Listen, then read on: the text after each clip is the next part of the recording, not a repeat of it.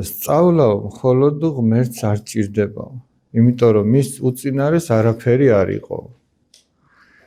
ანგელოზებიც კი 9 დასი ანგელოზები როა.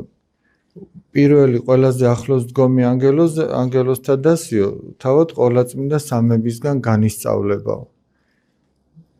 მეორე დასი ანგელოზებისა პირველი დასისგან იღებს ამ სწავლებას. მესამე მეორესგან და ასე უკანასკნელამდე. და ცოდნაში წარმატებული და სულიერი ღვაწლით მოსილი ადამიანები განსწავლიან უმეცრებს, ხო, ვინც არ იციან. და ისე რომ ვინც აი ამ სწავლაზე უარს ამბობსო და მოძღვრისაგან რაღაცის სწავლაზე უარს ამბობსო, ის თავს უცოდინრობით ისნეულებსო, რომელიც არის დედა ამპარტავნებისა.